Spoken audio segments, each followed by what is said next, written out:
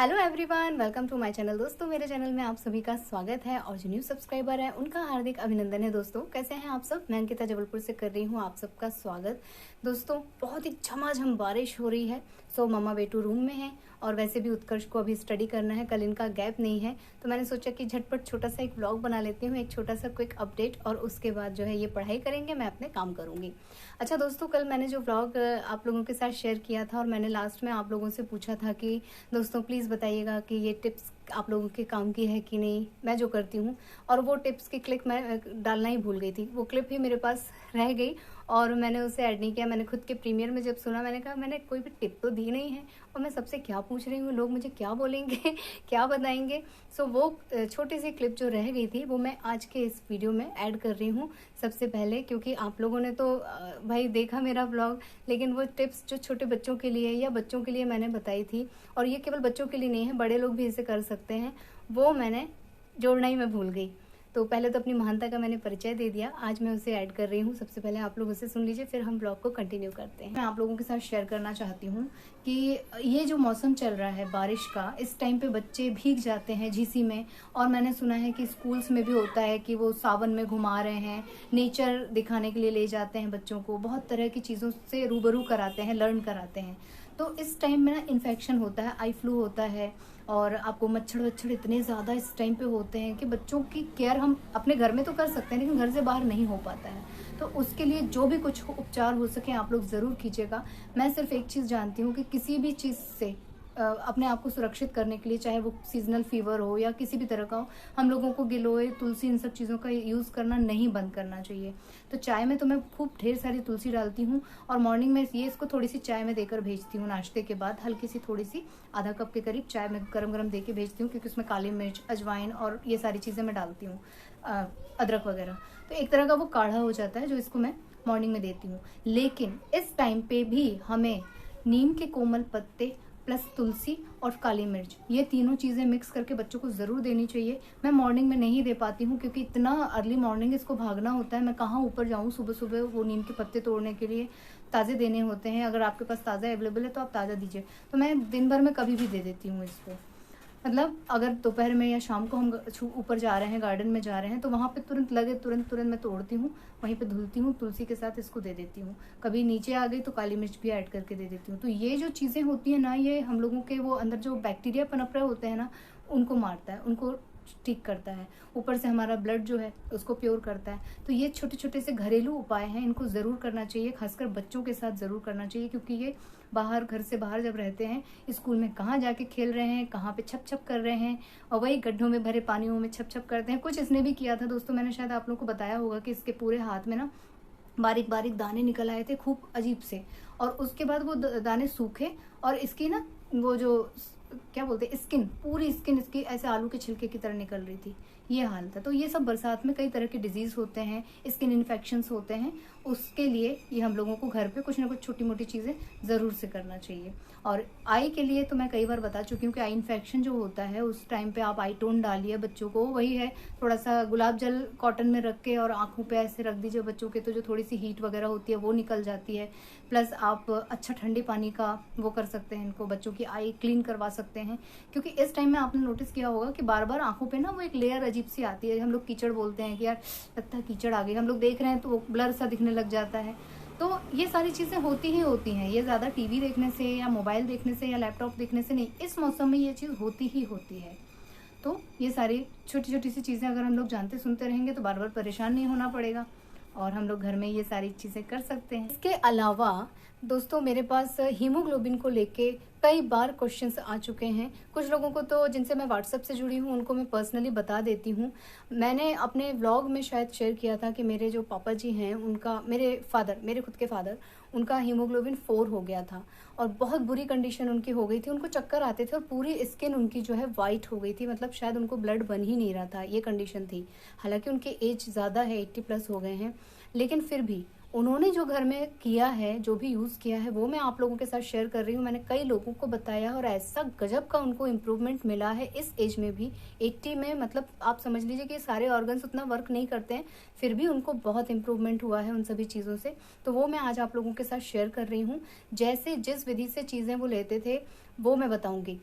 जिसको भी मैं बोलती हूँ चुकंदर का नाम लेते ही सामने वाला मुझे पलट के कह देता है कि अरे ये तो ठंडा करता है, हमें तो ये प्रॉब्लम है, हमें तो वो प्रॉब्लम है। तो देखिए, किसी भी चीज़ का जूस आपको ठंडा कर सकता है, लेकिन किसी भी चीज़ का सूप कभी ठंडा नहीं करता है।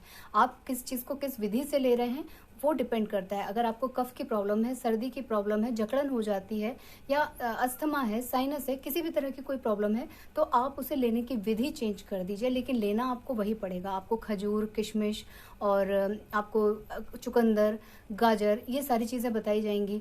पालक बताई जाएगी जिसमें हाई आयरन होता है ना। विटामिन सी की चीज़ें आपको लेना बहुत ज़रूरी होता है। लोग कहते हैं एक एप्पल ज़रूर से लो, लेकिन कई लोगों को कच्चा एप्पल जो होता है वो नुकसान करता है, तो आप हाफ बॉईल करके उसको लीजिए, लेकिन वो बहुत गुणकारी होता है। तो क्या क्या चीज़ें आपको लेना है, कैसे लेना है, वो मैं आज आप लोगों को बताऊंगी। दोस्तों, ये मैंने 2 गाजर ले ली है, इन्हें मैंने छील लिया है, अच्छे से धुल लिया है, साफ़ कर लिया है। और मैंने ये एक बड़ा चुकंदर लिया है, बीट रूट, लेकिन मैं ना इसे छीलूँगी नहीं, लेकिन इसमें ये जो रेशे दिख रहे हैं ना, बस इतनी दूर मैं ये रेशे हटा दूँगी। रेशे में बॉयल नहीं करूँगी, और ऊपर और नीचे का ये टिप हटा दूँगी। और जहाँ-जहाँ मुझे रेशे दिखेंगे, क्योंकि रेशों में कीड़े और गंदगी होने की संभावना ज़्यादा होती है, जबकि मैंने इसे अच्छे से भिगोकर थोड़ी देर सोक करने के लिए छोड़ दिया था कि मिट्टी वगैरह फूल जाए, और तब मैंने इसे क्लीन किया है। फिर भी फॉर प्रिकॉशन मैं इसे इस तरह से भी हटा दूँगी, इसके जो रेशे हैं। और अब मैं इसे बिना छिलका उतारे ही कट कर लूँगी छोटे-छोटे पीसेज़ में, और हमें ये ऐसे ही बॉईल करना है छिलका सहित। तो ये मैंने इसको कट कर लिया है, और मैं गाजर के भी टुकड़े कर लेती हूँ, और दोनों को मैं एक बड़े ग्लास पानी भर के जो है मैं कुकर में डाल दूँगी। उसमें मैं बॉईल करने के लिए चढ़ा दूँगी एकदम लो फ्लेम पे। कुकर मेरा थोड़ा सा गर्म हो गया है, और मैंने उसमें पानी डाल दिया है। जब हल्का सा इसमें बॉईल आ जाएगा तब मैं ये सब डाल दूँगी और ढक्कन लगा दूँगी। ज़्यादा पानी इसलिए नहीं डालना है दोस्तों, क्योंकि जब सीटी आती है कुकर में तो इस चारों तरफ इसके छींटे चले जाते हैं। कभी-कभी जूस जो है, सूप जो है, वो बाहर भी निकल के गिर जाता है, बह जाता है। तो बेहतर है कि हम एकदम नाप का पानी डालें, जितना हमारा मटेरियल है उसी के हिसाब से डालें। और देखिए, करीब-करीब 10 मिनट बाद जो है ये अच्छी तरह से पक के एकदम रेडी हो गया है। ये थोड़ा ठंडा हो जाएगा, तब मैं इसे हाथों की सहायता से मैश करूँगी, कोई चम्मच नहीं, कोई कलछुल नहीं। अपने हाथों को मैंने बहुत अच्छे से क्लीन कर लिया है दोस्तों। कलछुल और उससे उतना अच्छा मैश नहीं हो पाएगा और मुझे इसे एकदम बारीक पेस्ट जैसा मैश कर लेना है। और कई लोग ग्राइंडर यूज़ करेंगे, लेकिन कोशिश कीजिए अपनी फिंगर से ही करने का, बहुत जल्दी मैश हो जाता है, थोड़ी सी एक्सरसाइज हो जाती है हाथों की दोस्तों। और इस तरह का कुछ ये मैश हुआ है। अब मैं इसे छान लूँगी, और इसका जो भी पेस्ट बचेगा उसका भी मैं यूज़ करती हूँ, वो मैं अभी बताती हूँ आपको। और इस तरह के करीब-करीब 1.5 से पौने 2 ग्लास ये जूस बनकर तैयार हुआ है। 1-1 कप मैं पूरे घर वालों को दे दूँगी, सभी लोग 1-1 कप ले लेंगे। और ये जो इसका पेस्ट बचा है, इसको मैं टमाटर डाल के बढ़िया मीठी नीम से छोंक दूँगी, और ये खाने में बहुत टेस्टी लगता है। थोड़ा-सा मैं इसमें चाट मसाला या फिर मैगी मसाला ऐड करूँगी, और ये खाने में बहुत अच्छा लगता है। हम लोग कभी-कभी चावल में ऐड करके भी इसे बना लेते हैं। दोस्तों, गाजर, चुकंदर, किशमिश, खजूर, छुहारे, इन सभी चीज़ों से आप लोग वाकिफ़ हैं। सभी चीज़ों के बारे में आप लोग बहुत अच्छे से जानते हैं, लेकिन एक सीड और होता है जिसे हलीम सीड कहते हैं। और आप लोग मुझे मालूम है कमेंट में आप लोग पूछेंगे कि ये क्या होता है, इसे हम किस नाम से खरीद सकते हैं, कहाँ से खरीद सकते हैं। तो ये जो है ग्रास सीड के नाम से आपको मार्केट में मिल जाएगा। अलसी आप लोग जानते हैं, तीसी, अलसी, उसी के जैसा ये जो है दिखता है, पर ये वो नहीं होता है, उससे अलग होता है, बल्कि उससे थोड़ा और छोटे छोटे दानों में होता है। इसका यूज़ आपको कैसा करना है वो भी मैं आपको बता दे रही हूँ। मैं इसकी पिक्चर डाल दे रही हूँ, क्योंकि वो सीड्स जो हैं वो एक पर्टिकुलर टाइम में हमने यूज़ किए हैं और वो ख़त्म हो चुके हैं। तो अगर आप कहोगे तो मैं मार्केट से मंगा के फिर से एक वीडियो में आप लोगों को दिखा दूँगी, बट ये आप लोग मैं इतना अच्छे से आपको दिखा दे रही हूँ कि आप लोगों को समझ में आ जाएगा। कैसे इसे लेना है ये भी मैं आप लोगों को बता दे रही हूँ, ध्यान से सुनिएगा।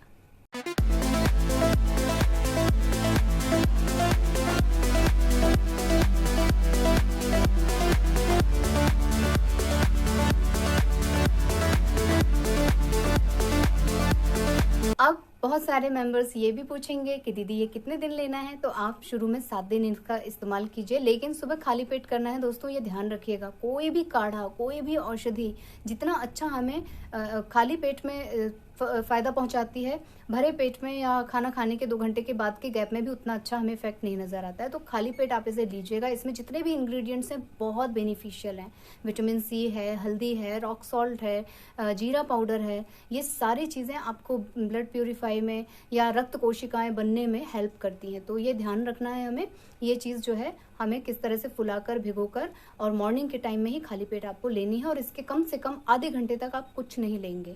7 दिन आप लोग इसका यूज़ कीजिए और 7 दिन के बाद आप लोग फ़र्क देखिए, आपके हाथ पैर में जो झिनझिन या चक्कर आना या आपको अंदर से बहुत कमज़ोरी, थकान का लगना, ये सारी चीज़ें हो रही हैं। या आँखों के नीचे यहाँ पे जब ऐसे करके देखते हैं तो ये रेडनेस की जगह हम लोगों को पिंक या वाइट हो जाता है। जिनको बहुत ज़्यादा ब्लड की कमी हो जाती है, जिनको रक्त कोशिकाएँ नहीं बनती हैं, उन लोगों को ये प्रॉब्लम हो जाती है।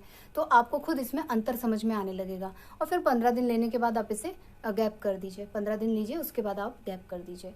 तो आप ये सारे उपयोग जब भी करेंगे, जब भी ये होम रेमेडीज़ को अपनाते हैं, तो ध्यान रखिए, एक तो खाली पेट आपको लेना है, दूसरा थोड़ी सी सावधानी रखनी होती है लेने में। लापरवाही मत कीजिए। आपका जो रूटीन होता है, इसके साथ आप मिर्च मसाला, तीखा, ऑयली फूड ये सब खाने लगेंगे तो वो नुकसान करेगा। तो हर एक चीज़ के साथ रोग के ट्रीटमेंट में या किसी भी चीज़ की थेरेपी में बहुत ज़रूरी होता है खान पान की सावधानी, आपका डेली रूटीन, प्लस आप दवाओं को कैसे ले रहे हैं।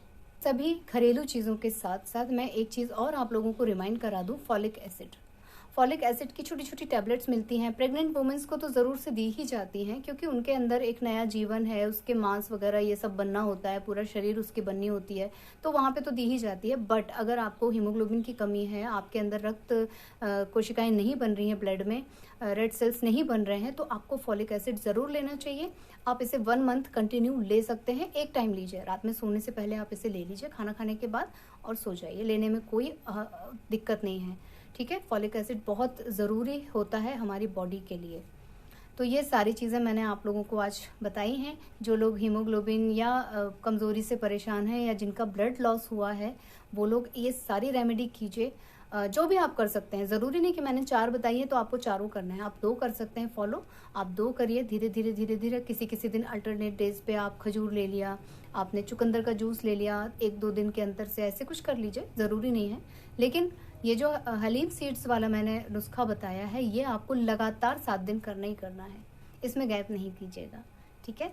और आप खुद अंतर देखिएगा, खुद आप इसका फ़ायदा देखिएगा, और आप लोग मुझे थैंक यू कहिएगा, और मैं आप लोगों के थैंक यू का दिल से स्वागत करूँगी। लेकिन आप लोग पहले इसे इस्तेमाल कर लीजिए।